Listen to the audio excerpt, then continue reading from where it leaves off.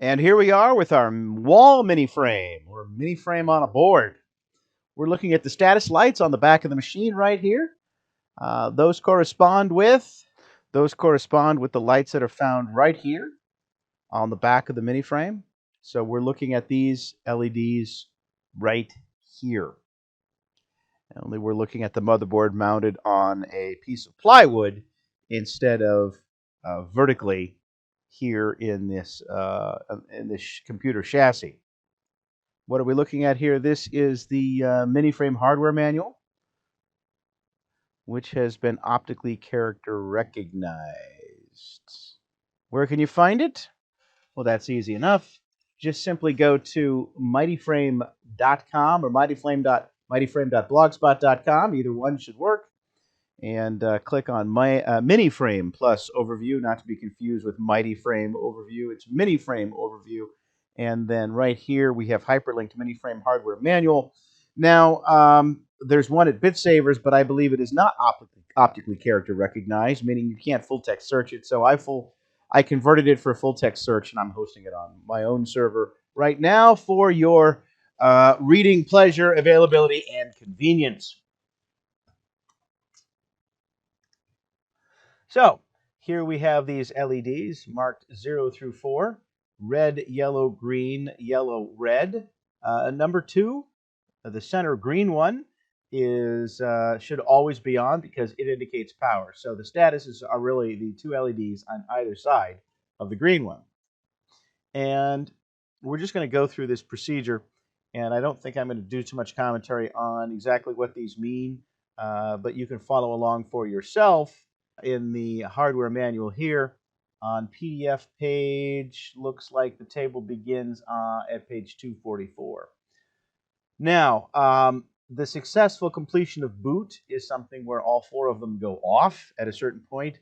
But then, of course, after the boot happens, we start to see them blink again because it runs into other programs. So I guess boot and bootloader are already executed, but then it actually starts to run the CTIX, which is a Unix variant operating system, and we see the LEDs do all kinds of additional fun things after that. But anyway, we digress. Let's actually see what happens when we're running the David Gesswein MFM emulator here. We're running our known functioning MiniFrame image, which is the S6300.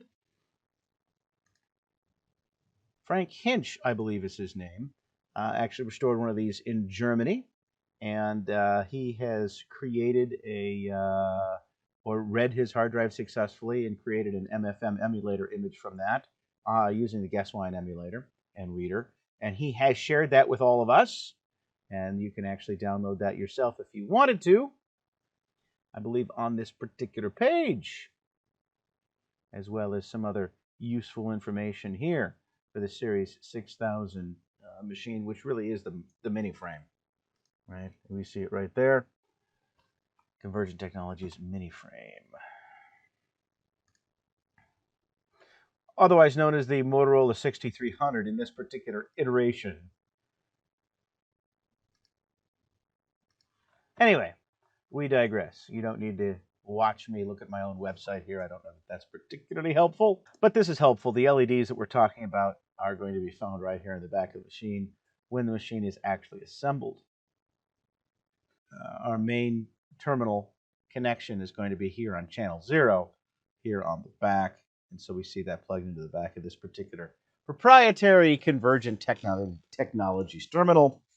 So all of that is fine and good. I actually believe I have one of these on my kitchen table right now, so we'll get to that in a little while, and in a future video on a future day, and see if we can actually get it connected the same way to our MiniFrame on a drawer. Oh wait, it's not a drawer. MiniFrame on a board, or Wall-MiniFrame, as I like to call it. Anyway, enough pontification. Let's actually get to the test, shall we? Yes, we shall. All right. So I'm actually going to be using PuTTY for my connections here. I have one PuTTY session I'm going to start for the BeagleBone Black to control the hard drive and start the hard drive image. Another one is actually going to control the USB to serial converter that I have plugged into channel 0 on the back of the MiniFrame. So this being the case, let's start with this one right here. Now this is the hard drive. And so we see that here it is. We're dealing with the BeagleBone Black right here, and it's giving me an opportunity to log into that. So let me just do that. Not root. That's not what I wanted. I wanted root. And the date is not August 10th, 2019, so we're going to have to fix that first and foremost. And so let's see. It is now in the early hours of the morning, so we are at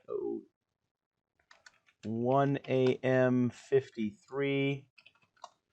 So we'll just set our date properly. Whenever I work with files, I like to have, whenever I work with the emulator, I like to have the current date set. And since the BeagleBone Black doesn't have any battery backup to keep the system clock running when it's powered off, I have to manually set the date on every power on or reboot, which is no fun. But such that it is. All right, so I already have the S6300 EMU image loaded here.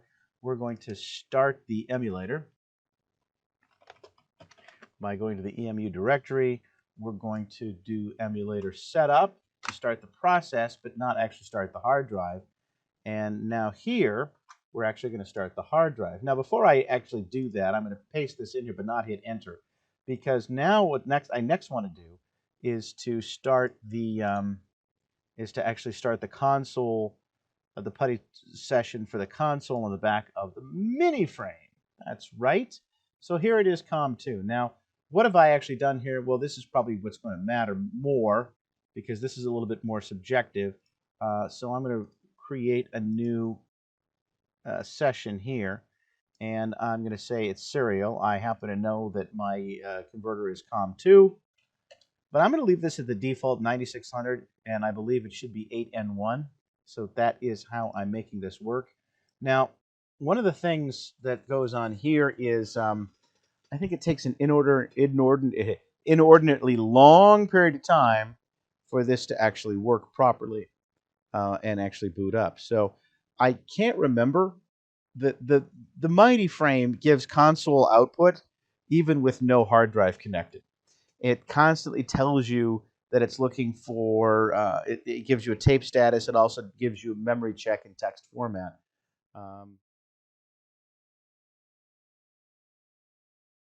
It's a terminal emulator, actually, I'm using in this particular example. And as soon as I power the MightyFrame on, we see it says MightyFrame PROM version 1.3, available memory mapped as 1. This is the kind of thing I wish I would see from the MiniFrame, but I don't see it, and I'm really quite disappointed about that. And then it does a tape status. It actually finds that the tape drive is installed, and it actually starts looking for that. This particular MiniFrame wasn't equipped with a tape, so I wouldn't expect that to be the case. But then, we get some other console output. So even with no hard drive running whatsoever, we at least get some console output. And the fact that we don't get that from the MiniFrame, I find quite disappointing. We don't even get the marching boxes that we get on the Unix PC. And here, as it cycles continually back and forth from hard drive to tape, we see that it's constantly trying to check on there. And then all of a sudden, when the hard drive spins up enough, it starts executing the loader from the hard drive. And that's what we see going on right here. Now, why did I show you all that, Joel? Just so I could express my disappointment in how the MiniFrame was designed, or at least how mine is working right now. All right, well, I said I was going to stop pontificating, and for some reason I still am. But maybe that just gives context for what to expect here once we start the hard drive. Now, is it constantly looking for it and it's going to boot on its own, or do I need to hit the hardware reset? I'm not quite sure. So here we go. We're starting the hard drive. We see changes immediately. All right, so according to this, it has just gone into boot. And so now, is it going to continue? Good question. Or is it just going to sit here for a while? Nope. Now it's actually starting to boot the operating system. And so we see all kinds of activity going on with the lights. Oh, look at this. Instantaneously, I get this. Is the date set correctly? Now, it's not even asking me for a login. It's just going right to this. I'm not sure why. I was expecting a login. So we're just going to say yes. Look at that. It didn't even ask me for a login. How is this possible? Maybe that's the state I left it in last.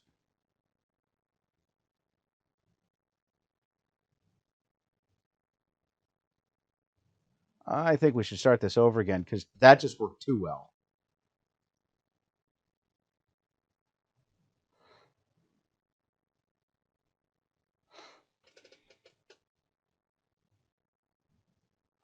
All right, I'm just going to say no to everything.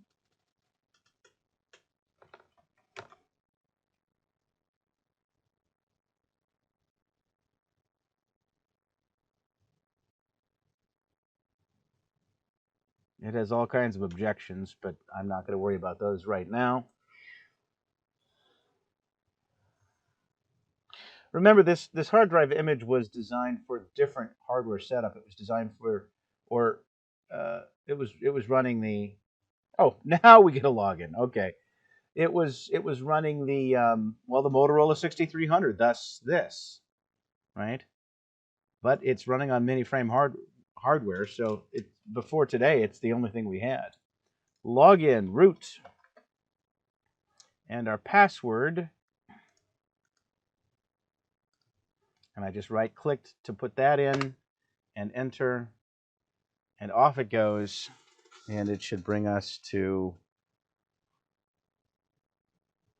our operating system. There it is. And the typical first thing to do when you're in a Unix-based operating system is to do a directory of whatever, a listing of whatever directory you're in, which I just did. So here we are. We're actually running the MiniFrame on a the MiniFrame on a board, or the Wall-MiniFrame. We're running it right now.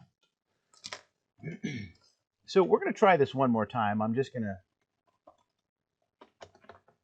execute a shutdown here, and I'm going to do a hardware reset. Yes, we want to continue.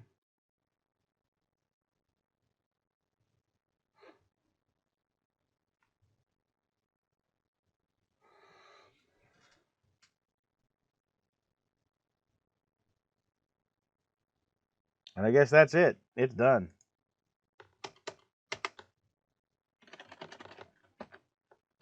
It's dead, which is fine.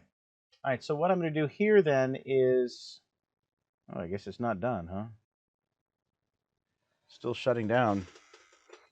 It is slower than I would expect.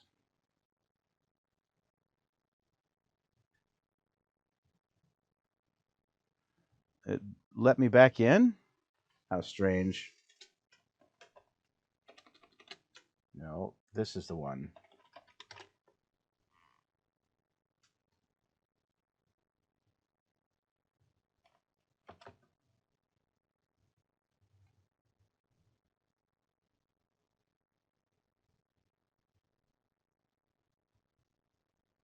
All right, so I'm going to kill the hard drive now.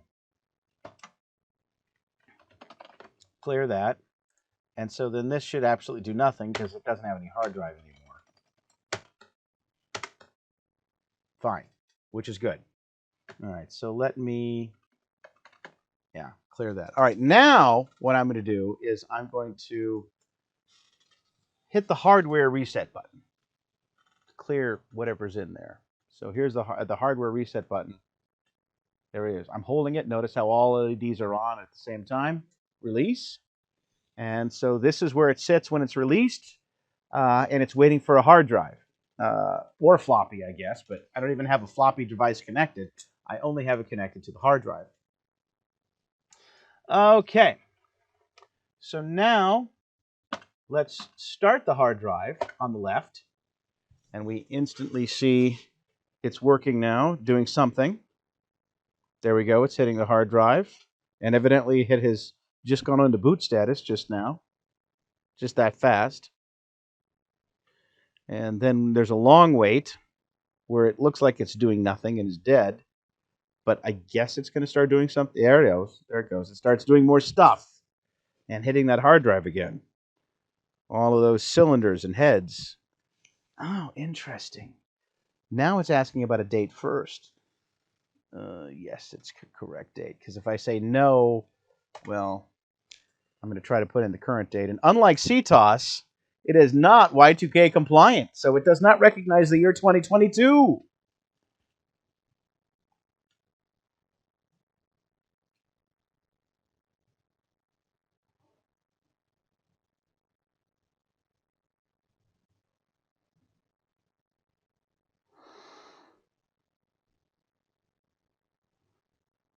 You know, one of the things that is not so satisfying about this process is while I love to see the console output of the hard drive, that's all fun and good, but just not quite the same as the clackety clunk of the good old fashioned big MFM ST506 hard drive. All right, we're just going to keep saying no on all of these things.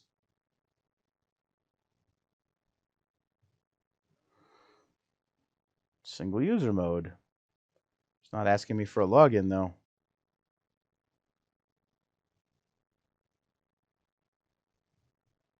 So interesting.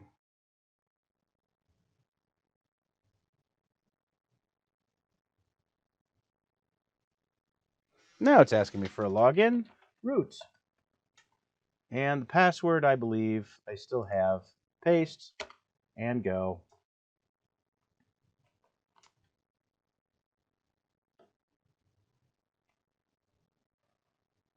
And there it is. Beautiful.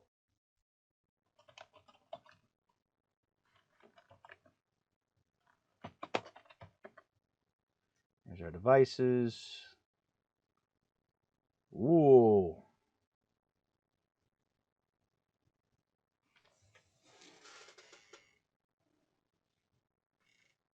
That's a lot more than I expected.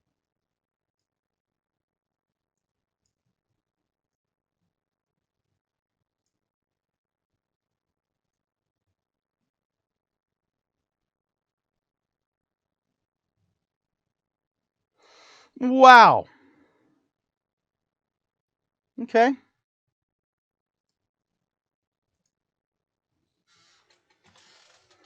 Well, that's fun.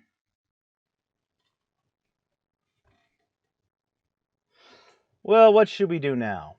Well, what I'd like to do is just kill this again, and let's actually try to boot the weird Egyptian MiniFrame image. That's right. So we're going to swap the hard drives here using software. So give me a minute to get that transferred over to the Gesswein emulator's SD card. Stand by. Okay, I think I have it. So I'm simply going to mount this one right here, which is the SD card, to MNT. So here we go. And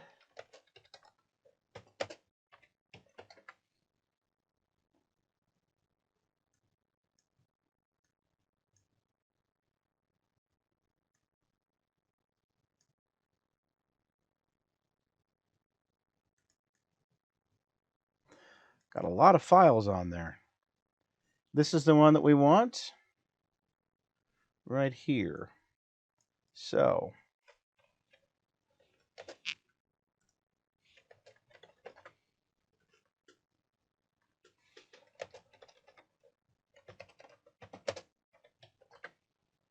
all right, so we have the S6300 image and the weird Egyptian MiniFrame image right there.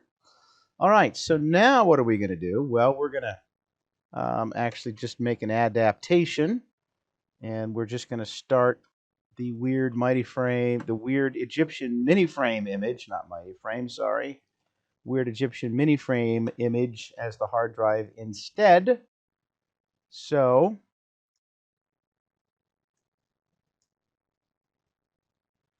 I think I'll make both of these a little bit longer.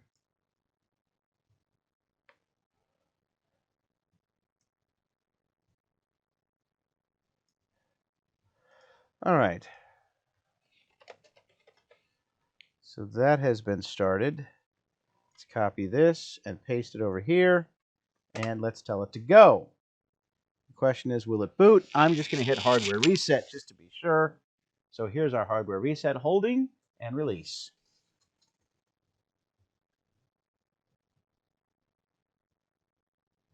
And it's hitting the hard drive. And it has booted. Good. So now let's see if we get some successful results.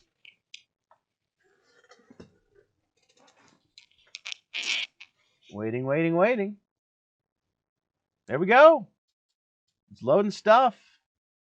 Let's see what we get on the console.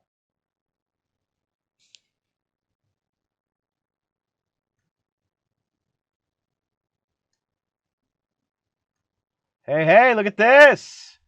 MiniFrame CTIX. This is the first time I've ever seen this. Login. Root, no password. Root, no password. RLS 3.2. Welcome, MiniFrame CTIX. It boots. Look at this. Oh, this is beautiful. Scott Baker, you did it. The weird Egyptian MiniFrame image looks like you've read. I'm wondering if those bad sectors... Oh boy. You know, who knows what this is. Doesn't look all that different than things we saw with the S6300. Unexpected inconsistency, run FSCK manually. Well, that could be those bad sectors, couldn't it be? But it's certainly not keeping the operating system from booting, so that's good. So I guess I'll ask Scott, what are those 3 sectors, and can we find them in the bad block table? And I'm wondering if we know, for example, this is a dump of your image right here. The bad block table, where in the Unix PC, Jesse knows, I think, there's a utility where the bad block table is like going to be in here somewhere, or maybe it's here. I'm not sure. Somewhere here in this header is the bad block table, where these specific bytes actually show which heads, cylinders, and sectors, which sectors are bad, and yeah. And so if they match up with the ones you can't read, that means you have read the whole thing. So I don't want to jump to conclusions just yet that that this is related to the bad run, because it could just be, hey, I'm running on new hardware here. Something's weird. That can happen too. There's a lot of unknowns when it comes to the weird MiniFrames, whether they're Egyptian or German or God knows what.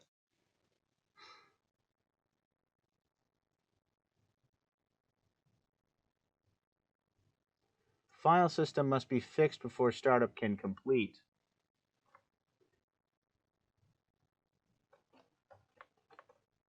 Well, we'll just run it then.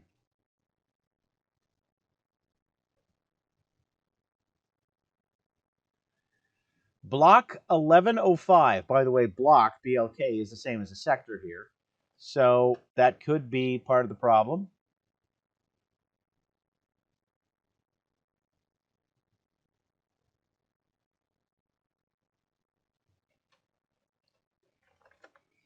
Sure, salvage it.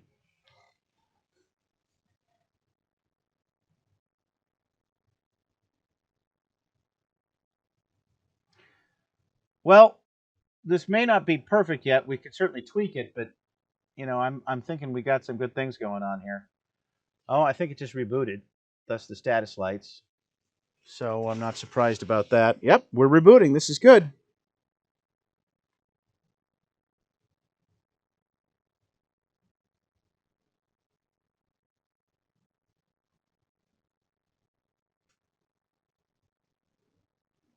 Login. Root, no password.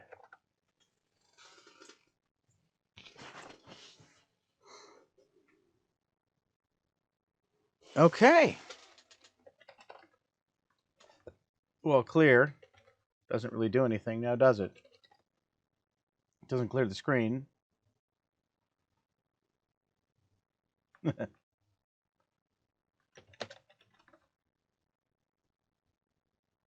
Oh, now it's doing weird stuff. Yeah. So I guess it's gone into the same mode. All right, but the proof is, you know, with properly functioning hardware, we have a reasonably viable image. So let's see what we can do within analyzing this. And I guess the next steps on my end are to figure out which sectors are bad and if they're in the bad block table or not. That's the next thing on my end, Scott. And of course, the next thing on your end is to see if we can get your hardware working, as well as this Wall-MiniFrame or MiniFrame on a board is working here. All right. Well, this is the point at which we'll shut down. Like that. Thursday, May 16th, 1985. Do you want to continue? Yes.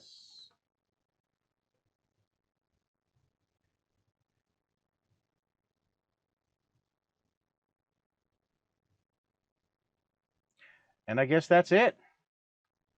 Let's kill the hard drive and power it off.